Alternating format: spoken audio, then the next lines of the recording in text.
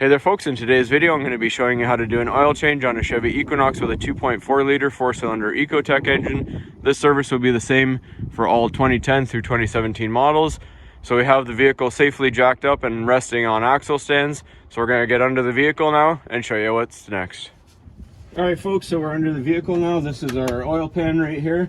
And our first order of business will be to take off this drain plug with a 15mm socket. And just make sure obviously you have a catch pan of sorts to catch the oil when it starts coming out.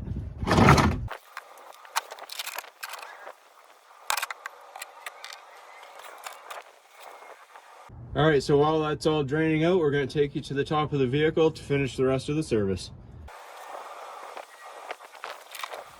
Alright, so we're back at the top of the vehicle now. Next order of business, remove our oil filler cap, set it aside to let a little air in, let the oil flow a little more freely. Next, we're going to remove our oil filter, which is right down here with a 32mm socket, an extension and elbow. If you can get a shallow socket, it works a little easier. And to gain a little more access, I'm actually just going to use a pair of needle nose pliers to pop this wiring harness off the fuel pump. Just like that. You don't actually have to remove it anywhere. This gives us a little more room to slide our extension in. So I take my socket, put it on first, slide our socket, our extension through here.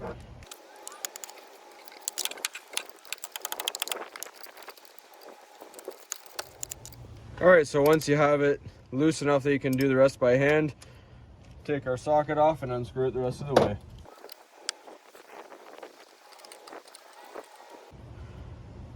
Alright, our cap has come off, our filter is actually stuck in there. And there's our nasty old filter out.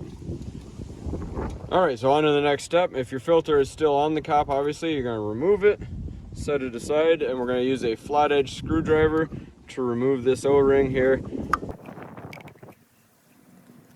And then your new filter here should come with a new O-ring. We're going to apply that. We're going to grab a rag and just wipe up inside that filter housing just to get any residue. Then we get our new filter. I'll put a link in the description for this one. This one's off Amazon. Put the new filter in.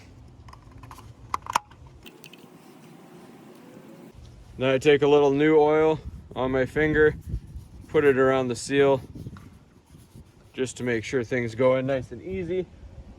And we're going to put a little on this seal, on this little cone on the bottom as well.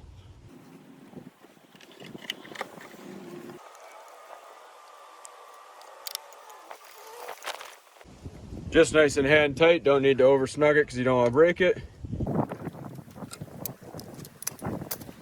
Don't forget, if you took this harness off, just push it back into place, wipe everything up, and we're good to go. Put the drain plug back on. Alright, so now you can see all the oil is done dripping out here. So we're just going to put our drain plug back in and torque it down to 18 foot-pounds of torque.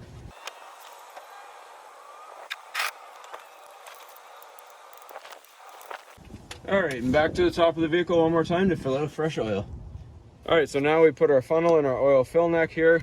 Then you're going to take your oil, make sure it's 5W30 synthetic Dexos approved oil, and we're going to put 5 quarts in, and I like to put a quart in first and then just double check underneath that there's no drippage before I put the rest of it in.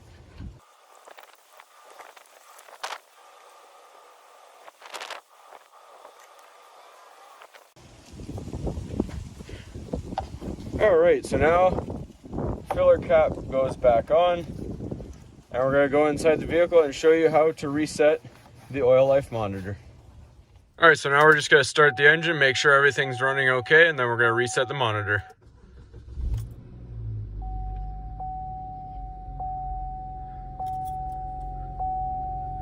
Alright, so to reset the monitor, you need to look on your menu here. We're going to use these arrows to scroll through. If you don't have that menu up, then you hit your menu button to switch menus. There's your oil life monitor right there. Again, we're just using the arrows to scroll through. Hit your set clear button. And it'll say, yes, are you sure? Scroll up to yes. And just like that, you're good to go. Double check for leaks. Make sure everything's all good. Take it for a test drive before you go anywhere important. And then you're good to go. Hopefully this was helpful. And as always, please don't forget to like and subscribe.